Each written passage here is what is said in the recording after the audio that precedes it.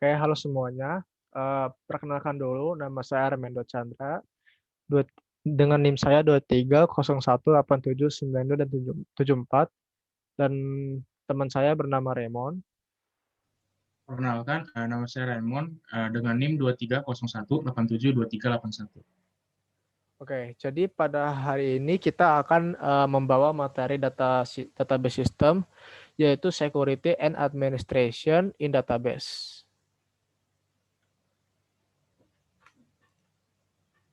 Nah, jadi topik yang akan kita bawa hari ini tuh ada 4. Yang pertama itu pengertian database security. Yang kedua itu countermeasure computer base. Yang ketiga itu RAID. Dan yang keempat itu control DMSS dan web security. Nah, yang pertama-tama kita akan menjelaskan tentang apa itu sebenarnya database security. Database security adalah mekanisme untuk melindungi database terhadap ancaman, baik yang disengaja maupun tidak disengaja. Database security meliputi hardware, software, jaringan internet, database server, dan individual person. Individual person itu dibagi dalam user, programmer, administrator, operator, dan outsider. Next. Nah, ini merupakan contoh-contoh ancaman yang dapat mengancam dari database kita. Yang pertama adalah penggunaan database oleh orang-orang luar.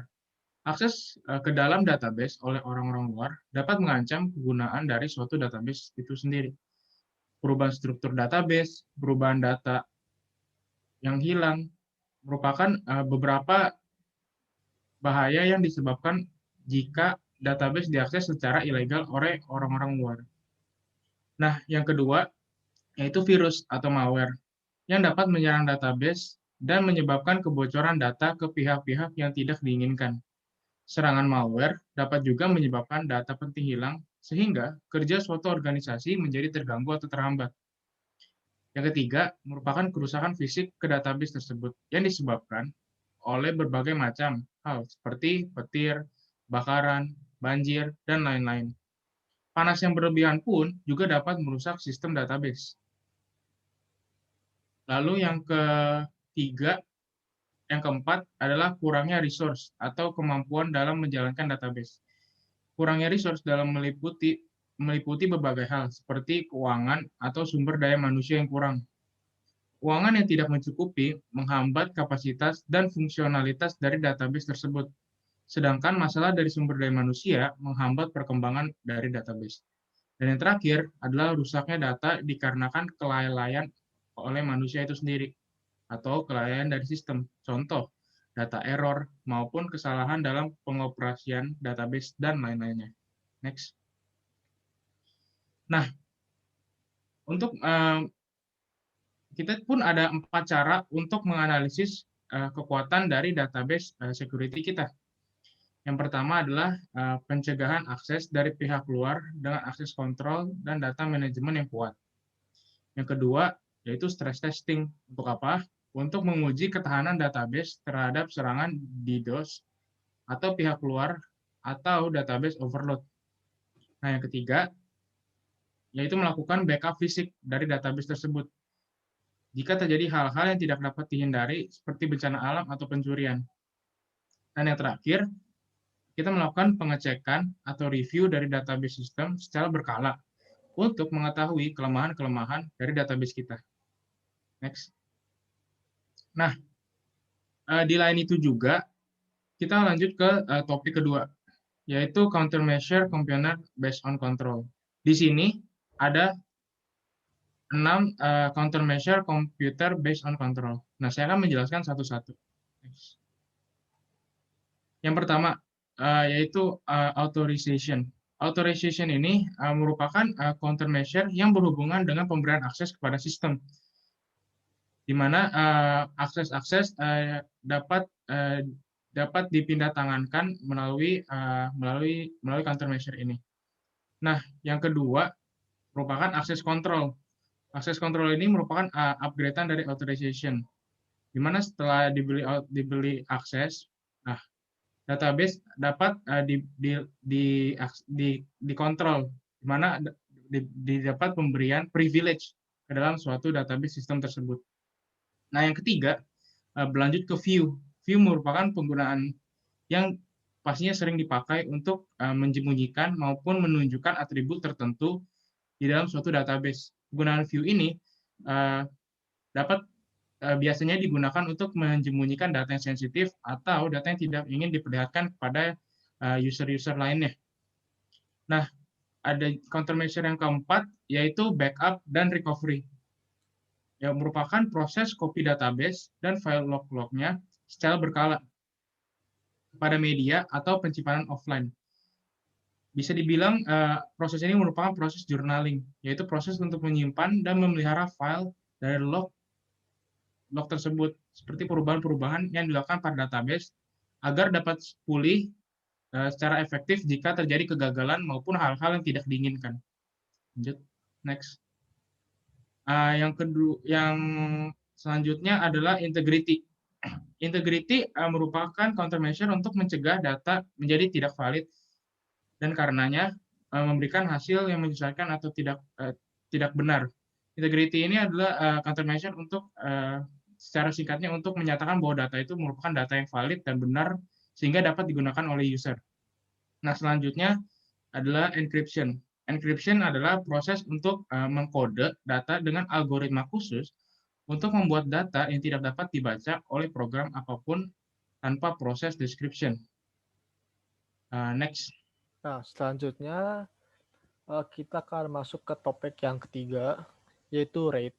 Nah, sebenarnya kalau RAID itu apa sih? Itu ada kepanjangannya. RAID itu artinya itu Redundant Array of Independent Disk.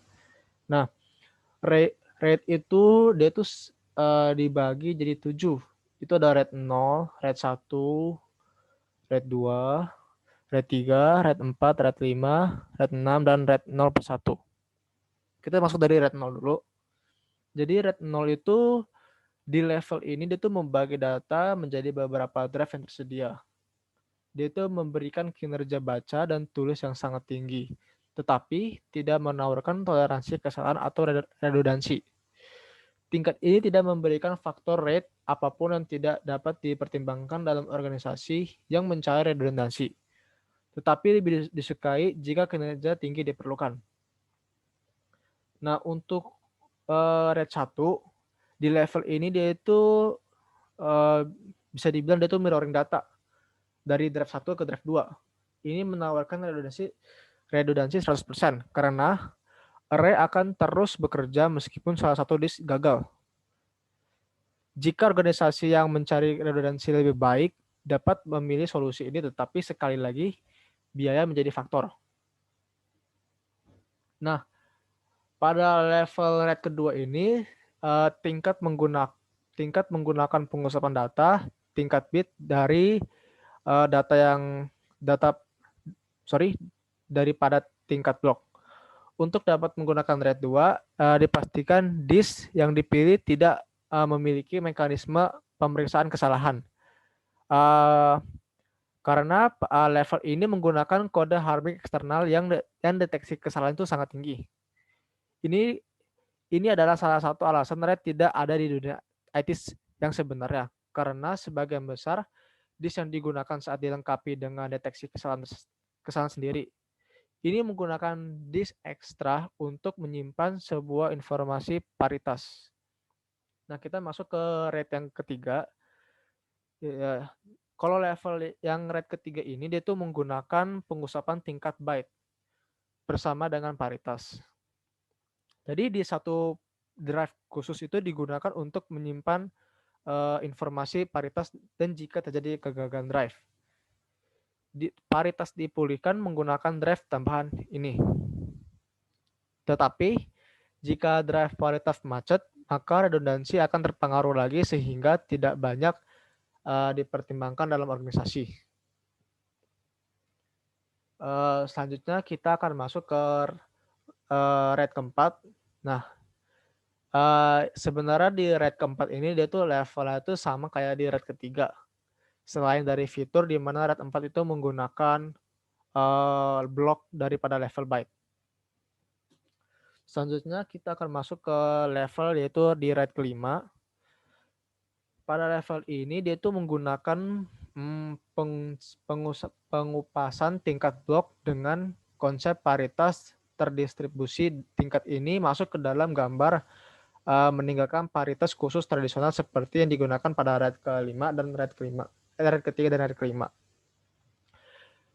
Informasi paritas ditulis di disk yang berbeda dalam hari untuk setiap garis.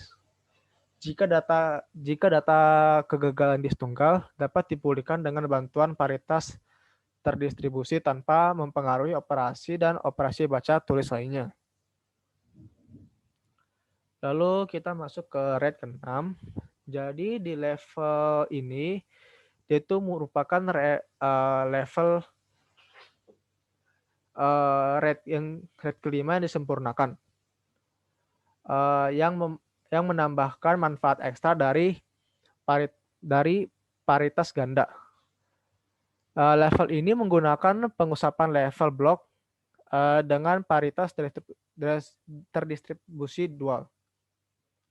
Jika sekarang misalnya Anda bisa mendapatkan radiasi ekstra, bayangkan kalau menggunakan RAID 5 dan 1 dari disk yang kamu gunakan gagal, supaya harus segera mengganti disk yang gagal. Karena jika disk bersamaan dengan disk yang lain gagal, maka tidak akan dapat memulihkan data apapun. Sehingga situasi tersebut RAID 6 memainkan perannya di mana Anda dapat bertahan dari dua kegagalan yang bersamaan sebelumnya Anda kehabisan pilihan. Selanjutnya kita masuk ke RAID yang terakhir, yaitu pada level RAID atau 0+1. Level ini menggunakan RAID 0 dan RAID 1. Makanya dinamakan RAID 0+1.